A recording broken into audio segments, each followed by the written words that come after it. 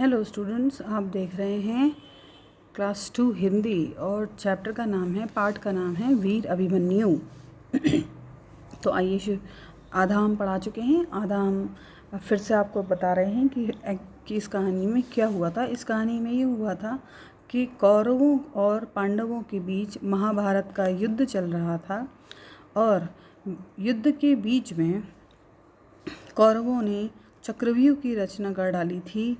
चक्रव्यूह को भेदने का जो तरीका था वो सिर्फ अर्जुन को ही पता था, लेकिन अर्जुन उस वक्त वहाँ नहीं थे और यह जानकर सारे के सारे पांडव बहुत परेशान हुए कि अब क्या किया जाएगा, कैसे इस चक्रव्यूह को तोड़ा जाएगा। उनकी परेशानी को देख के वीर अभिमन्यु, जो कि अर्जुन और सुभद्रा के पुत्र थे, सामने आए और उन्होंने कहा कि मैं 6 द्वार भेदना जानता हूँ, लेकिन 7वां द्वार भेदना मुझे नहीं आता। मैंने एक दिन जब मैं अपनी माँ के गर्भ में था तब पिताजी जो थे वह माँ को चक्रव्यूह में घुसने की विधि बता रहे थे और उसी समय मैंने भी यह विधि सुन ली थी। मैं चक्रव्यूह में घुसकर 6 प्रवेश द्वार भेदना जानता हूँ, जबकि 7वें द्वार को भेद कर चक्रव्यूह से बाहर निकलने की विधि बताते समय सुनते समय माँ जो है वो सो गई थी। इसीलिए मैं 6 द्वार तो भेदना जानता हूँ, लेकिन 7वां द्वार भेदना नहीं जानता। तो यह सुनकर जो युधिष्ठिर हैं उन्होंने मना कर दिया था अभिमन्यु को कि नहीं, हम आपको नहीं जाने देंगे। लेकिन अभिमन्यु के आग्रह पे, अभिमन्यु की रिक्वेस्ट पे उन्होंने जाने की इजाज़त दे दी। तो आगे देखते हैं फिर इस कहानी में क्या हुआ। तो युद्ध में पहुंचकर अभिमन्यु ने चक्रव्यूह के एक द्वार को भेदना आरंभ कर दिया। चक्रव्यूह में घुसकर उसने क्षत्रियों से भयंकर युद्ध किया। अभिमन्यु की वीरता देख शत्रु सेना घबरा उठी। जब वह 6 द्वारों को भेदता हुआ 7वें द्वार पर पहुंचा, तभी उसकी तलवार हाथ से गिर गई। देखिए, हुआ ये कि अभिमन्यु जो बहुत ही वीर थे वो 6 द्वार तो पार कर गए, लेकिन जब वह 7वें द्वार पर पहुंचे तो उनके हाथ से क्या गिर गया? उनके हाथ से तलवार गिर गई। और उसके बाद क्या हुआ देखते हैं। अभिमन्यु की वीरता देख शत्रु सेना घबरा उठी।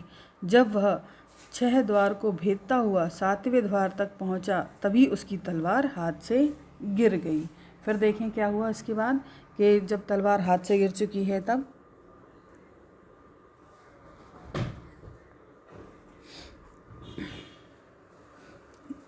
चलिए बच्चों नीचे देखते हैं। आखिरी की लाइन है इसी पन्ने की। शत्रु सेना के पराक्रमी योद्धाओं ने अभिमन्यु को तलवार उठाने तक का अवसर नहीं दिया। देखिए, जब उनकी तलवार हाथ से गिर गई और वह चाहते कि हाथ से उठा लें, लेकिन शत्रु सेना के जो योद्धा थे, पराक्रमी योद्धा, उन्होंने अवसर ही नहीं दिया कि जो है हाथ से वह अभिमन्यु तलवार उठा सकें, जबकि यह युद्ध की मर्यादा के विरुद्ध है, जबकि यह युद्ध के में जो रूल्स होते हैं, युद्ध लड़ने का जो एक तरीका होता है, उसके विरुद्ध था। चलिए नेक्स्ट पेज देखते हैं।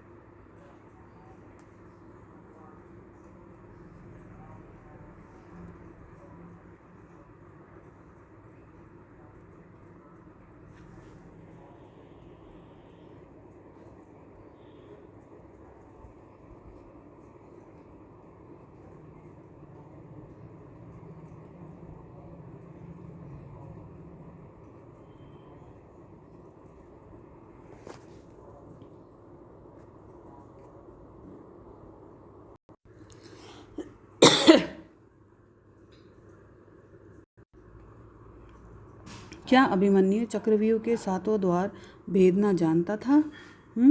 तो वो जानता नहीं था। वो सिर्फ 6 द्वार भेदना जानता था, 7वां द्वार भेदना नहीं जानता था। आगे देखते हैं, भारत का आओ बूझे पहेली, हम पढ़ने वाले हैं आओ बूझे पहेली। तो महाभारत का युद्ध कहाँ हुआ था? आपको बताना है कि महाभारत का युद्ध कहाँ हुआ था। तो महाभारत का जो युद्ध है वह हुआ था कुरुक्षेत्र में। कहाँ हुआ था? कुरुक्षेत्र, त्र और लिख लीजिएगा यहाँ लास्ट में। ये लिखा है, देखिए कुरुक्षेत्र में हुआ था।